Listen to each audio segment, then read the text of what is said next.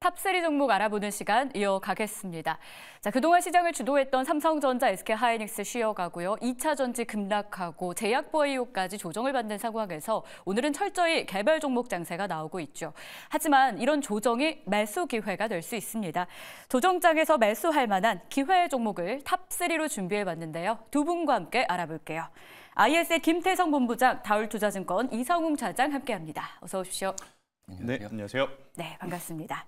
오늘 종목 선택을 어떻게 하셨을지 궁금합니다. 왜냐하면 1,700여 개 종목들이 하락을 하고 있고 그 가운데서 아마 탑3를 고르셨기 때문에 굉장히 쉬우면서도 어렵지 않았을까 싶은데요. 어떤 기준에서 꼽으셨어요? 일단 결국 다가오는 2분기에는 지수가 좋지 않을 때에도 조금 움직일 수 있는 나름의 히스토리를 가지고 있는 기업이 포트폴리오에 저는 있어야 된다는 생각이 들어서 지금 강달러, 강유가 혹은 이제 대내 변수에 조금 더 민감하게 반응할 수 있는 종목으로 압축을 좀 해봤습니다. 좋습니다. 이성웅 차장님은요, 오늘 선택의 기준?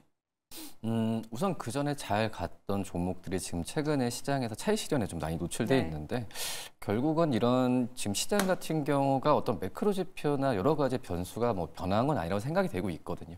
그렇기 때문에 그 전에 어떤 주도주였던 종목들에 대한 그 관심은 계속 가져야 되고 또 그리고 이런 하락장에서 잘 가는 종목들은 또 모멘텀 또 살아있다는 거거든요. 그러니까 시장이 좋았을 때 다 좋은데 더 가는 종목들보다도 시장이 떨어졌을 때 올라가는 종목들을 한번 또 유심히 살펴볼 필요가 있지 않을까 판단됩니다. 알겠습니다. 이런 기준 삼아서 하락장 속 기회 종목을 3개로 압축을 했습니다.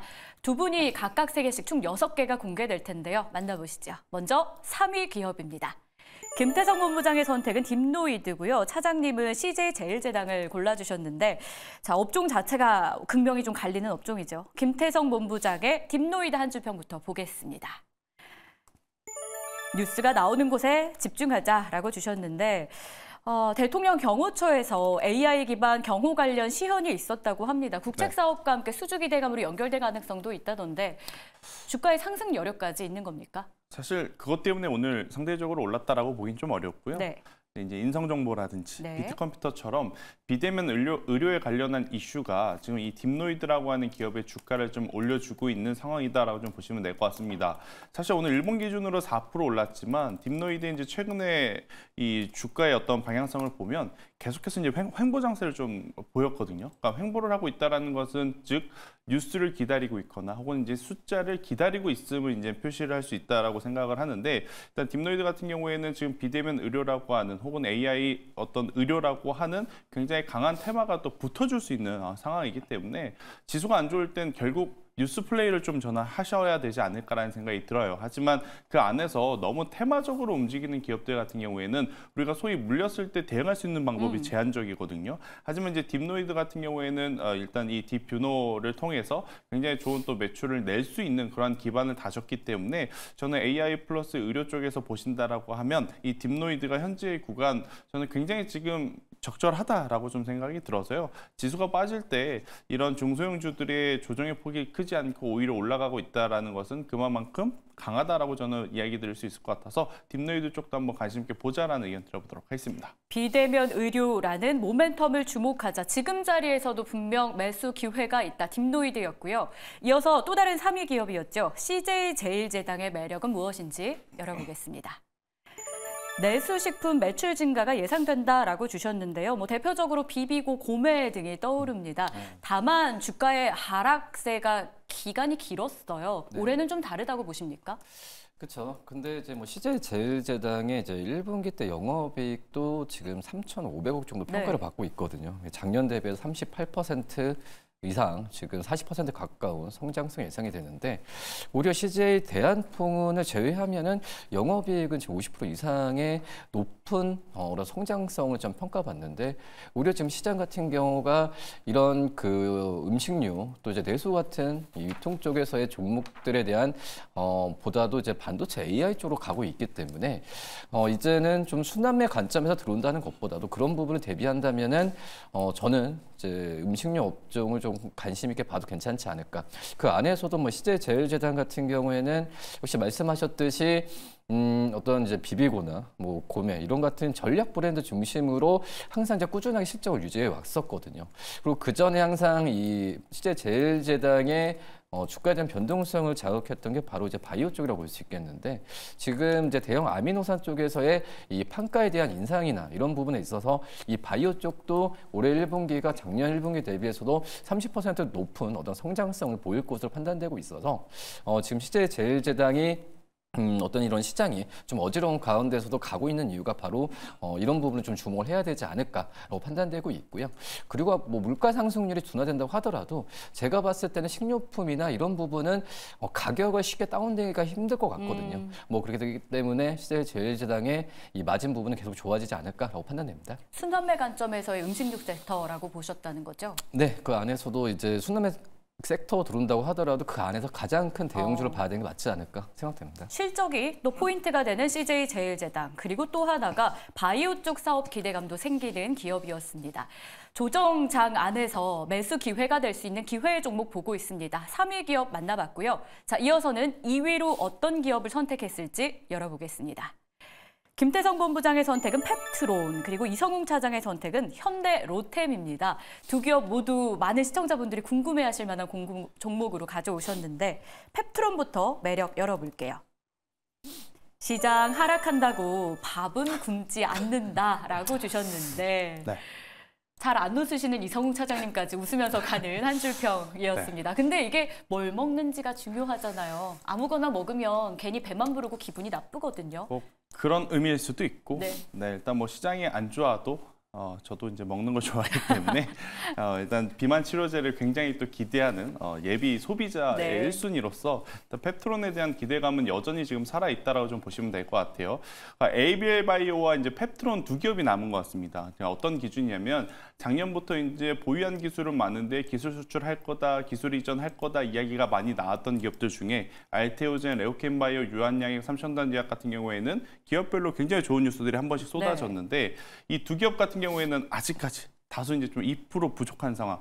특히 이 펩트론이 가지고 있는 이 스마트 대포 같은 경우에는 한 번 맞았을 때 3일에서 4일간은 효과가 있는 어떤 제품을 뭐 이 스마트 대포 기술까지 이제 포함해서 맞는다라고 하면 그 지속 유효 기간이 20일에서 25일 혹은 길게는 한 달까지 좀 갈 수 있게 해주는다라고 좀 보시면 될 것 같아서 아무래도 이제 비만 치료제, 당뇨 치료제 이쪽과 이제 결합해서 충분히 좋은 매출을 낼 수 있는 대신에 아직까지도 기술 수출에 대한 어떤 공시가 나오지 않았던 부분이 굉장히 아쉽지만 저는 현재 구간에서 이 기업이 가지고 있는 기술력 그리고 현재 어떤 시대의 상황에 좀 맞물리는 본업의 성과를 좀 기대해 본다라고 하면 현재 구간에서 오히려 이제 천천히 좀 매수를 하셨으면 저는 좋겠다 생각이 들고 있고 어제 이제 제약바이오 전체적으로 바스켓 매도가 좀 나왔어요. 그럼에도 불구하고 잘 버텼다라는 게 저는 키포인트다라고 좀 말씀드릴 수 있을 것 같습니다. 예비 소비자로서의 선택, 네. 이런 펩트론 종목, 비만 치료 관련한 기대감이 있고요. 어제 관련해서 또 루프원이라는 치료제가 품목허가 기대감이 있잖아요. 네. 아직 허가가 된 건 아니지만 이것도 저희가 눈여겨볼 만한 재료인가요? 의미 없습니다. 이건 아직이요? 그러니까 의미 없다라는 표현이 이 기술이 안 좋다라기보다 지금 시장에서 펩트론을 바라보는 건 비만 치료제 대형 당뇨. 기술 이전이기 때문에 그것을 기다려야 아마 기존에 투자하시는 분들, 지금 투자하시려고 하시는 분들의 이 만족감을 저는 보여줄 수 있지 않겠는가라는 의견 드리도록 하겠습니다. 여러 가지 길은 있지만 그 안에서도 펩트론을 한 길로, 상승의 길로 이끌 만한 재료가 비만이다라는 걸 저희가 기억하면서 가도록 하겠습니다. 이성웅 차장님의 선택이 현대로템이었거든요. 이 종목 최근에 엄청 올랐잖아요. 9거래일 연속 상승하다 오늘 살짝 조정을 받고 있는 건데요. 디펜스 솔루션 부문의 성장성이 유효하다라고 해주셨어요. 방산주 중에서도 유난히 시세가 강한 이유 있었을까요? 우선은 지금 그 전체적으로 글로벌적으로 이 어떤 폭격이나 어떤 전쟁 이런 부분에 있어서 뭐 타격이나 이런 것보다도 디펜스 솔루션, 그러니까 한마디로 방어 체계에 대한 어떤 수주가 더 높다라고 좀 생각이 되고 있고요. 뭐 그렇기 때문에 지금 현대 로템 같은 경우에도 여러 가지 뭐 사업 여러 가지 이 방산 쪽에서의 이 관심은 지금 이제 폴란드 쪽에서의 수주 부분을 2022년과 2023년으로 본다고 하더라도 지금 이제 꾸준하게 우상향하고 있다는 점이 저는 이제 긍정적이다라고 좀 생각이 되고 있고 지금 원래는 현대로템이 이제 레일 솔루션, 그러니까 철도 쪽에서의 좀 비중이 좀 사업 비중이 있었지만 작년 기준으로 본다고 하면 디펜스 솔루션, 그러니까 방산 부분 쪽이 이 철도 쪽의 이 사업 비중을 좀 넘어선 상태거든요. 이 레일 솔루션 같은 경우에는 이 작년에 실적 본다고 했을 때 재작년 대비해서 이 철도 쪽에서의 수준화 이런 부분이 떨어졌기 때문에 지금은 이 향후에 올해도 이 방산 쪽에서의 사업 부분 비중이 계속 올라갈 가능성이 높다라고 지금 생각이 좀 되고 있고 그리고 이제 거의 이제 비중이 이 디펜스 솔루션, 레일 솔루션 거의 90% 육박하지만 우선 에코 쪽에서의 에코 플랜트 부분 같은 경우에도 오히려 성장성이 디펜스 솔루션보다도 좀 높은 상황으로 가고 있거든요. 뭐 그러면서 신사업 쪽에서의 기대감도 좀 살아있기 때문에 여러 가지 부분이 지금 현대 로템의 주가의 신고가를 오늘도 좀 섞긴 하고 조정을 받았는데 저는 오히려 좀 매수 관점으로 접근을 해도 괜찮지 않을까라고 판단되고 있고요. 뭐 이런 이유 같은 경우가 지금 증권사도 이 현대 로템의 목표 주가를 4만 원 중반부터 지금 제시를 하고 있거든요. 근데 이런 실적에 대한 가시화가 됐을 때는 저는 충분히 증권사들도 목표 주가를 5만 원까지 올릴 가능성이 있기 때문에 오히려 좀 조정을 받았을 때 한 번 더 매수 관점으로 접근하는 것도 나쁘지 않다라고 좀 생각이 됩니다. JP모건도 올해 한국의 주인공은 방산이 될 것이다 라고 이야기를 하기도 했는데요. 현대 로템이 조정장에서 매수의 매력이 있는 2위 기업으로 선택됐고요. 앞서서 펩트론까지 2위 기업 만나봤습니다. 자, 이제 대망의 1위 기업을 봐야겠죠. 과연 우리에게 기회를 줄 1위 기업은 어디일까요? 김태정 본부장의 선택은 세진중공업이고요. 아이패밀리 SC도 함께 선택이 됐습니다. 다만 모두가 궁금합니다. 반도체. 왜 선택이 안 됐을지 오늘 같은 장에서 잡아볼 만한 종목이 없었을까요? 간략하게 두 분께 여쭙고 출발해 볼게요. 가지고 가야죠. 네. 일단 저는 포트에 이미 반도체가 있어야 되기 때문에 충분히 있을 것 같아서 굳이 또 여기서 한 번 더 이야기하기에는 조정은 언제나 반도체 IT에 대한 매수의 기회. 근데 이제 만약에 저라면 제가 만약 포트에 반도체가 없다면 한 템포 더 기다려서 삼성전자 잠정 실적 발표 나온 이후에 수급 방향을 보고 그때 만약에 세로뉴스라든지 또 K증시의 가장 흔한 패턴이 있지 않습니까? 지금 굉장히 눈높이가 높아졌는데 분기 실적 영업이익 5조 뭐 초중반대 나오면서 만약 흔들리면 그때 굉장히 저는 좋을 것이다라는 의견 들어보도록 하겠습니다. 이성웅 차장님은요. 반도체가 선택이 되지 않은 이유 궁금하거든요. 비슷한 의견인 것 같아요. 지금 이제 웬만한 시청자 분들께서도 반도체 종목 중 하나씩 있다라고 생각이 되고 있고, 근데 이제 뭐 반도체 물론 이제 올해 상반기 때도 AI 반도체가 트렌드가 될 거라고는 의심은 하진 않지만 이제 포트 차원에서의 이 종목에 대한 분산 부분은 분명히 좀 필요하다. 그렇기 때문에 최근에 중국 관련주 이런 내수주에 대한 좀 상승 여력이 반도체보다 좋잖아요. 뭐 이런 시장에 대한 분위기로 봤을 때도 좀 비중은 좀 나누는 게 낫지 않을까라고 생각이 됩니다. 알겠습니다. 자, 그렇다면 본격적으로 1위 기업에 대한 어떤 모멘텀이 있는지 보겠습니다. 세진중공업은요. 상승하는 유가 그리고 성과라고 남겨주셨는데 K조선이 3년 만에 중국을 제치고 분기 기준 선박수주 1위를 기록했다라는 소식이 연일 들리고 있습니다. 그 가운데 메인 종목은 사실 아니에요. 세진중공업은 어떤 포인트가 있습니까? 일단 이제 최근에 뭐 HD 현대 쪽도 그렇고 삼성중공업, 하나오션도 그렇고 수주가 좀 지속되고 이어지고 있죠. 그럼 우리가 이제 저는 두 가지를 좀 봐야 된다라고 생각이 들어요. 그러니까 수주 금액이 첫 번째, 그리고 이제 두 번째로는 수주된 배의 어떤 이 컨셉, 그러니까 유형을 좀 보셔야 될 것 같은데. 최근에 이 고부가 가치 선박 그리고 이제 대형 선박에 대한 수주가 굉장히 많아졌거든요. 저는 이것을 긍정적으로 우리가 평가해 볼 필요가 있다라는 생각이 들어요. 기존의 이제 벌크선이라든지 이제 기존 선박 같은 경우에는 이미 조금 낮은 어떤 이제 이 영업 방식을 통해서 굉장히 높은 마진율을 나타내기는 좀 어려울 것 같아요. 아무리 미국이 중국을 견제한다 하더라도 그 부분을 좀 빠르게 해소할 수는 없기 때문에 신규로 수주 받는 쪽이 저는 크면 클수록 좋고 고부가 가치 친환경 선박이면 굉장히 좋다라고 생각이 드는데 이쪽에서 이제 수주가 좀 늘어나고 있습니다. 그런데 이제 이쪽에 또 탱크를 만들어서 실을 수 있는 기업이 많지가 않아요. 이제 그 중에 한 기업이 지금 세진중공업이다라고 좀 보시면 될 것 같고 대규모 암모니아 선박 혹은 대규모 LPG, LNG 액체 천연가스 선박 이쪽에 들어가는 탱크를 납품하는 기업이 세진중공업이다라고 좀 보시면 될 것 같고요. 또 이제 세진중공업이 이 조선 사업부만 있는 게 아닙니다. 친환경, 신재생 사업부도 있어서 유가가 올라가면 또 반대급부로 또 이제 관심을 받을 수 있는 구간도 있기 때문에 저는 세진중공업을 한번 여러분들이 체크해볼 필요는 있다라는 의견 드리겠습니다. 1위 기업 세진중공업, K조선 안에서도 선택이 됐고요. 아이패밀리 SC는 어떤 모멘텀이 있는지도 함께 보겠습니다. 이성웅 차장의 선택인데요.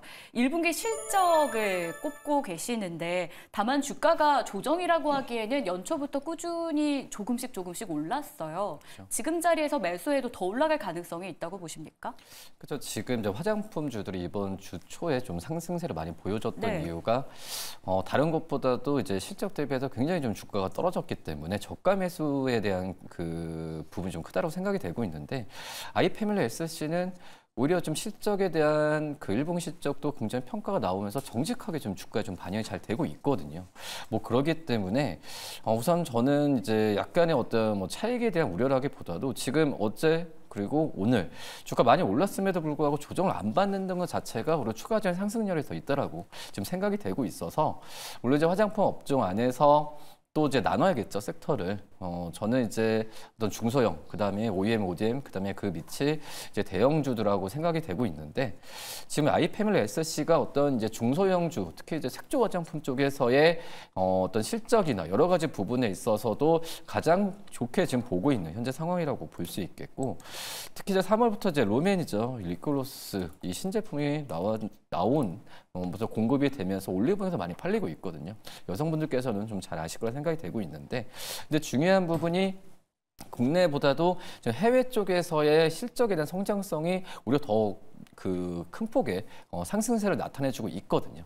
뭐 그런 점에서 봤을 때는 정말 이 우리나라 이 중소형 인디 브랜드에 대한 부분이 국내보다는 해외 이런 글로벌 트렌드에 잘 가고 있다는 점을 아이패밀리 SC가 실적으로 보여주지 않나라고 판단됩니다. 해외 시장에서의 저력을 발휘하고 있는 기업이었습니다. 기억해 보도록 하겠고요. 오늘 특징주 시간 그리고 저희가 담아볼 만한 종목은 여기서 마무리합니다. 오늘 말씀 고맙습니다.